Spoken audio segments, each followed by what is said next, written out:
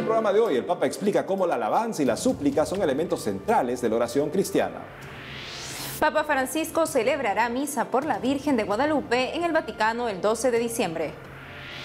Además, en España, plataformas más plurales convocan nuevas manifestaciones contra la ley CELA. Amigos, bienvenidos a un nuevo programa más en EWTN Noticias. Soy Natalie Paredes. Yo soy Eddie Rodríguez Morel. Qué gusto que estén con nosotros.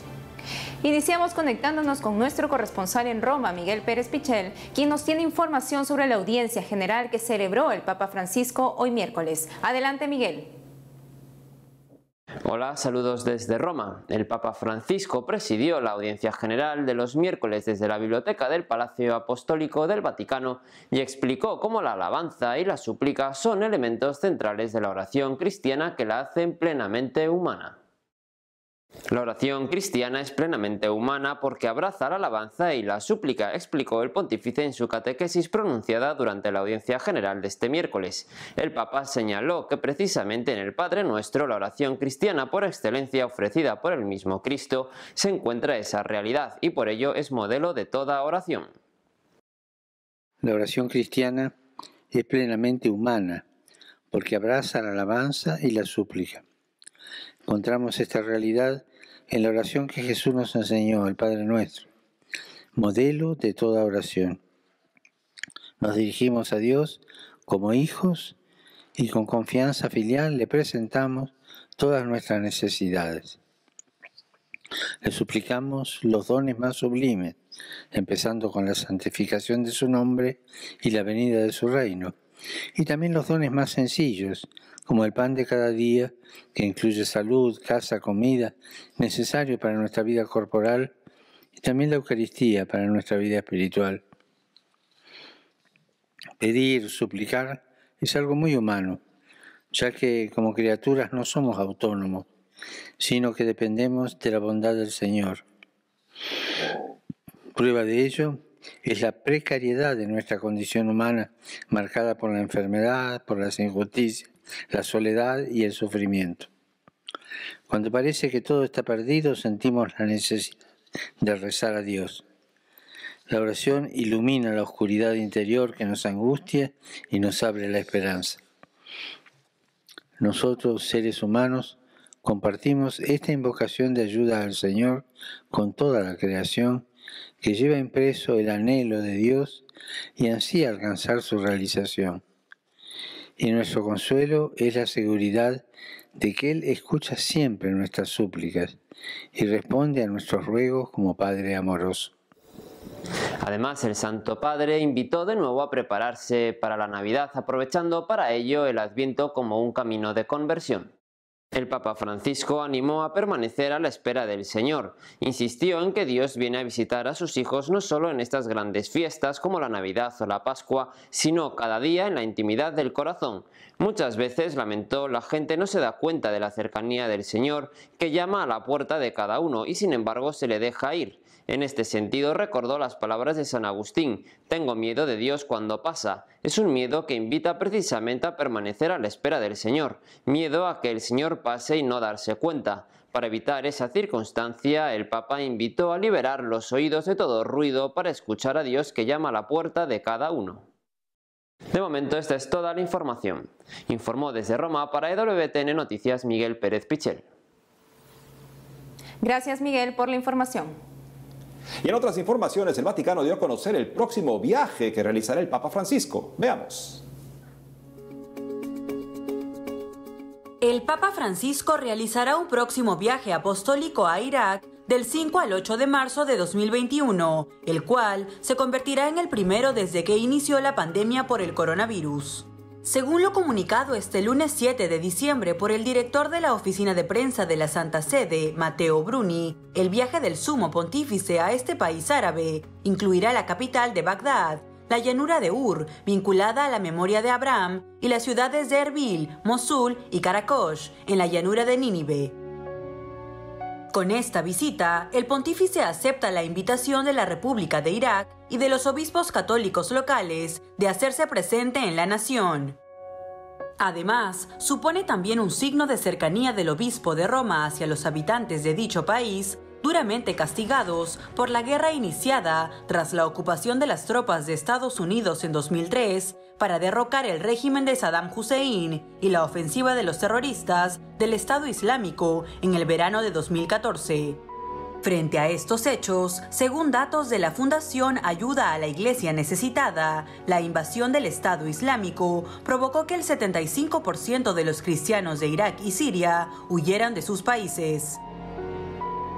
Cabe mencionar que este viaje será el primero que el Papa Francisco realizará desde que comenzó la crisis sanitaria por el COVID-19, ya que durante este año 2020 no ha realizado ningún viaje apostólico internacional como medida de prevención ante posibles contagios.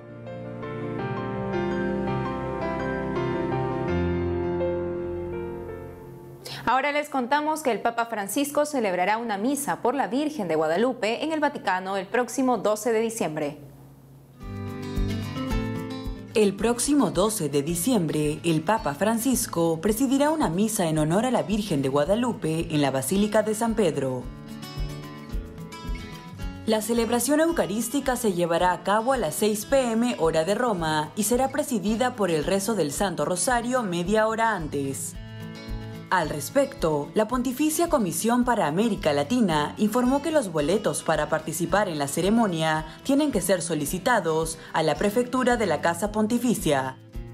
Como se recuerda, en 2018 el entonces secretario de la Pontificia Comisión para Latinoamérica, Guzmán Carriquirri, destacó a Así Prensa que la realización de la Santa Misa por la Virgen de Guadalupe en la Basílica de San Pedro ya se está convirtiendo en una tradición, la cual empezó con el Papa Benedicto XVI en el último año de su pontificado, quien aceptó presidir la Eucaristía en la festividad de Nuestra Señora de Guadalupe el 12 de diciembre. En esa línea, el dicasterio indicó que esta celebración eucarística no está reservada solo a latinoamericanos, porque la Virgen de Guadalupe es madre de los pueblos, emperatriz de todo el continente y patrona de Filipinas, y que por tanto su devoción tiene actualmente una gran difusión universal. Es preciso mencionar que el 13 de febrero de 2016, el Papa Francisco visitó la Basílica de Guadalupe. En aquella ocasión, el Santo Padre señaló que así como se hizo presente al pequeño Juanito, de esa misma manera se sigue haciendo presente a todos nosotros, especialmente a aquellos que como él sienten que no valían nada.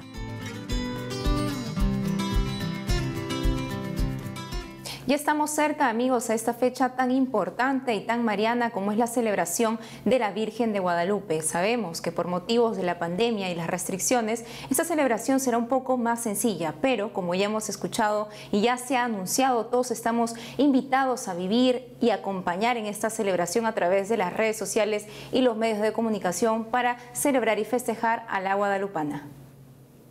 Ahora nos vamos hasta España, donde está nuestra corresponsal Blanca Ruiz, que nos tiene noticias sobre la plataforma Más Plurales, que ha convocado a nuevas manifestaciones contra la ley CELA. Te escuchamos, Blanca.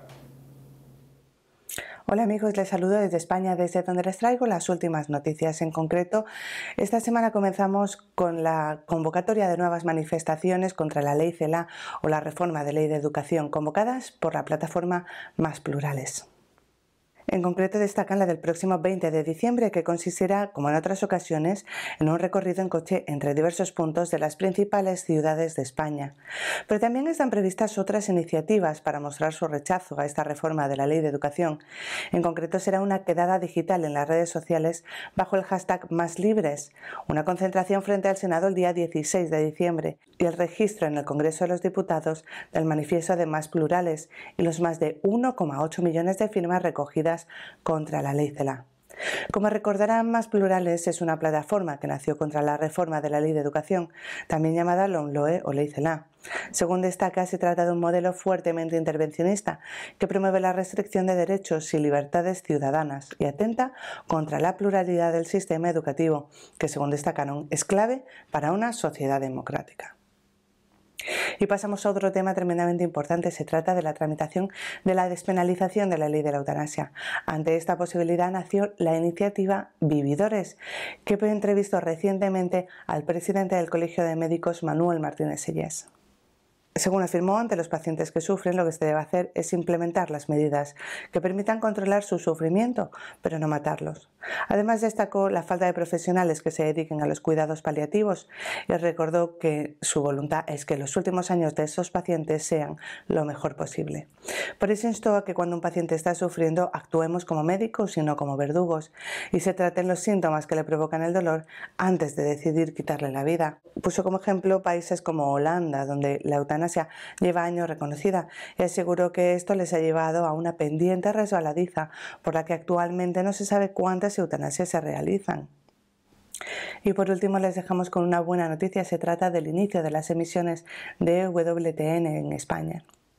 Comenzaron el pasado 8 de diciembre con el fin, según afirmó su presidente, de cambiar la vida de las personas y llegar a todos los hogares. Además, podrá verse en las principales plataformas de televisión. EWTN España podrá seguirse en su página web, en el canal de YouTube y en las redes sociales. La programación está destinada a todos los públicos y contará con programas de debate, informativos, noticieros, también programas de entretenimiento, así como la cobertura de los eventos papales y los principales eventos de la Iglesia.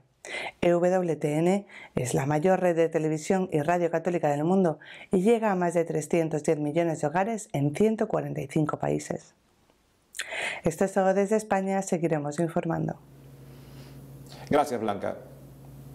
Y en medio de las restricciones por la pandemia de coronavirus y con medidas de sanidad y distanciamiento social, las luces del árbol de Navidad se encendieron en Belén, Palestina, la tierra donde nació Jesús. Veamos.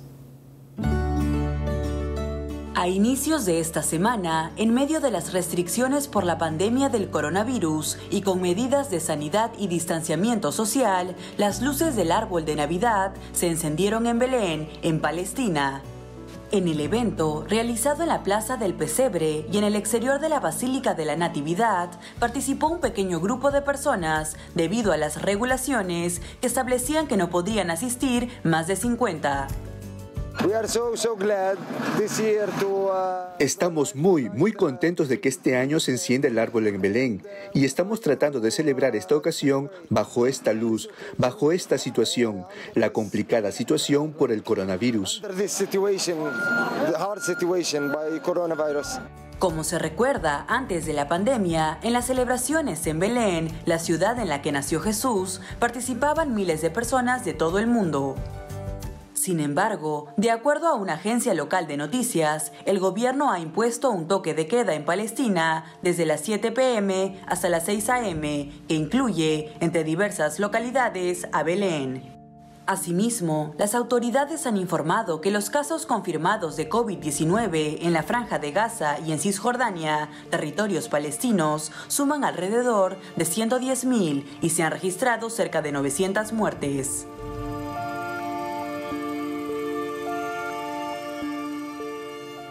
Qué maravilloso, amigos, que a pesar de las limitaciones debido a la pandemia, el árbol de Navidad en Belén, ciudad donde nació Jesús, se encienda y que sea un símbolo de esperanza para todos los habitantes ahí, pero también para todo el mundo entero, que nos hace profundizar e interiorizar que la llegada de Jesús está cerca y sobre todo que nos invita a preparar nuestro corazón para su venida en esta Navidad. Ver árboles de Navidad nos remonta fácilmente hacia la Navidad y este año, de una manera especial, a una Navidad con más desprendimiento, acompañando de cerca a María y José, que se encaminan con pasos de desprendimiento para poder estar listos para recibir al Señor de par en par, con lo mejor de su vida y lo mejor de nuestro corazón. Es esa la Navidad que queremos celebrar especialmente este año. Amigos, tenemos que hacer una pausa, pero al volver, en Chile celebraron Fiesta de la Inmaculada Concepción con actividades por redes sociales y medios de comunicación. Además, arzobispo aclara al Parlamento Europeo que no hay un derecho al aborto. Ya regresamos con más información en EWTN Noticias.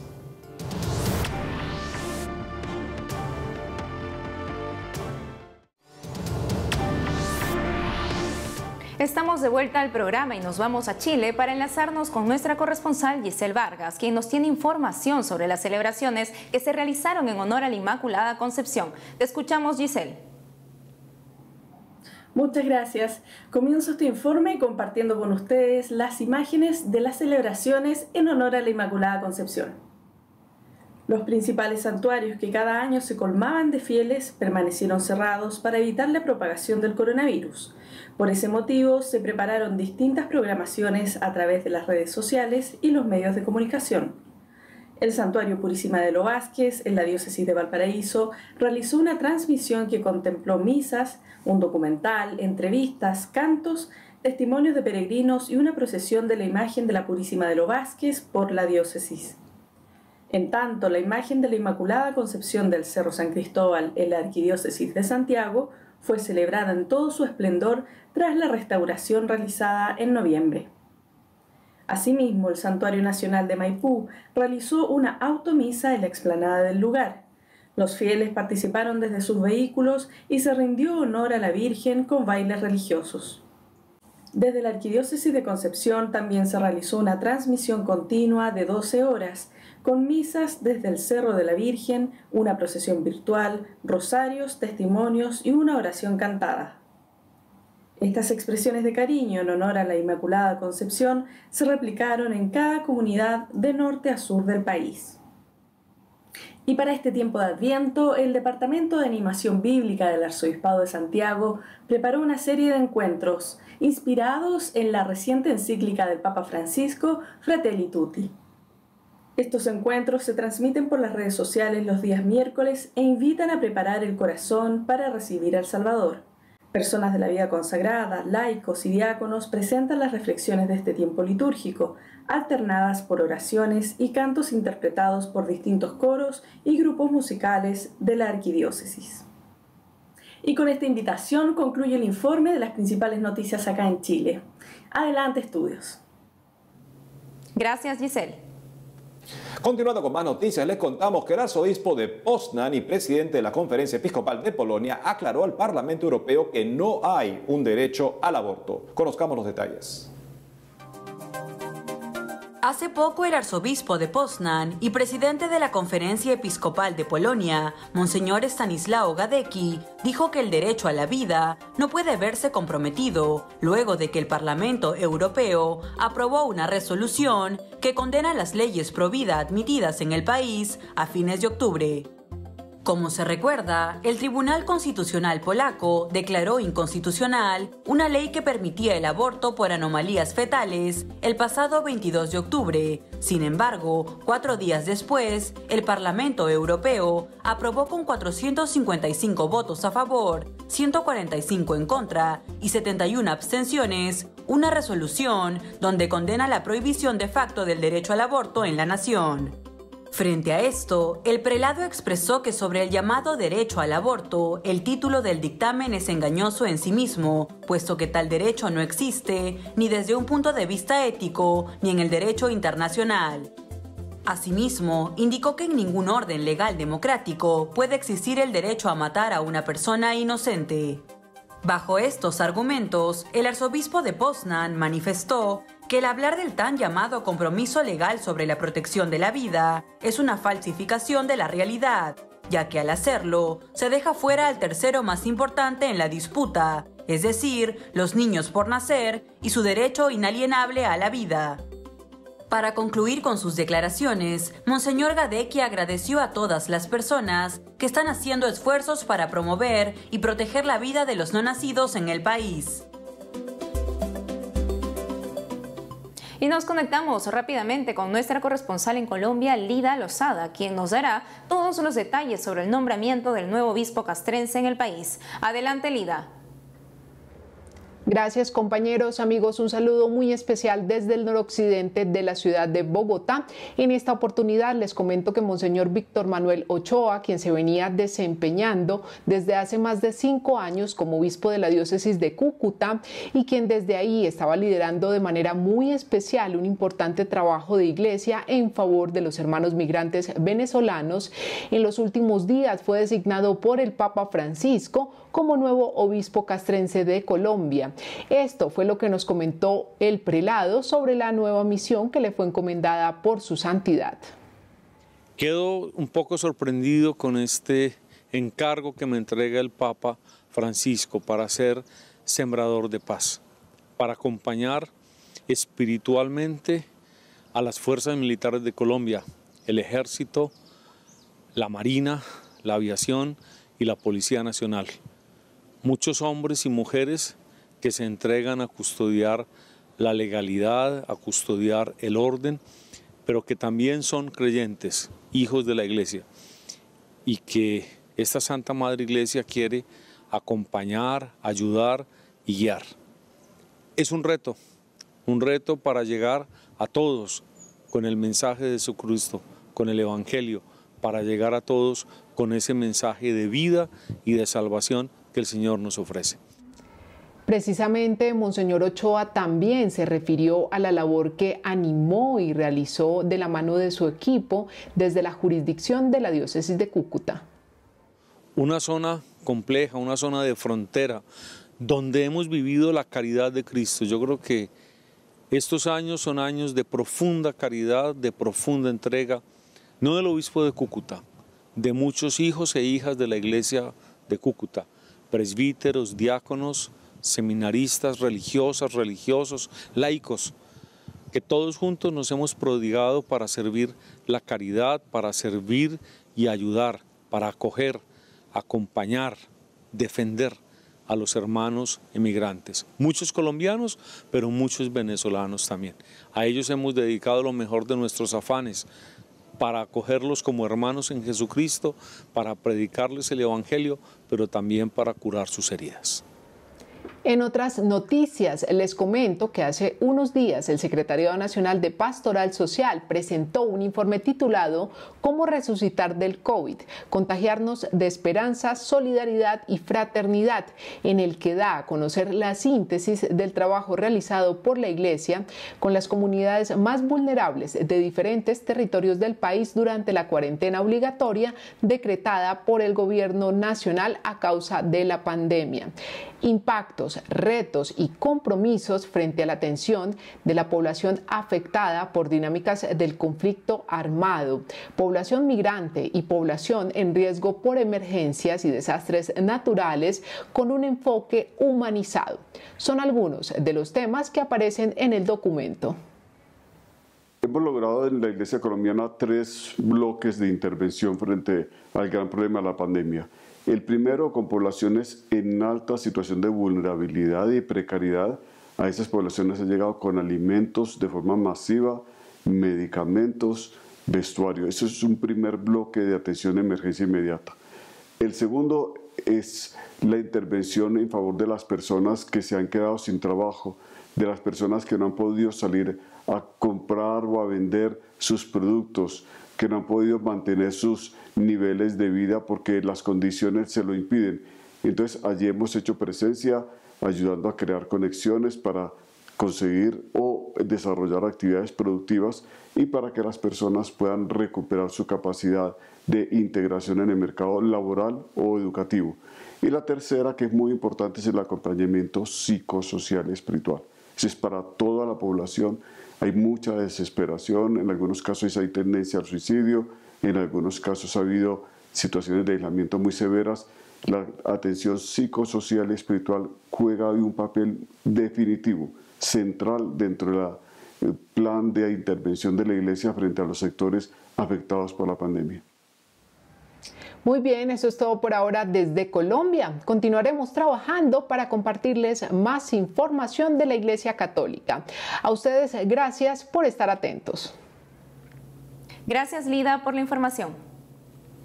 En otros ámbitos, la Fundación Pontificia Ayuda a la Iglesia Necesitada informó que las familias en Venezuela afrontan una catástrofe humanitaria, pues el 79% se encuentran en estado de extrema pobreza. Por ello lanzaron la campaña Regalos de Fe para ayudar a los más necesitados en esta Navidad. Veamos.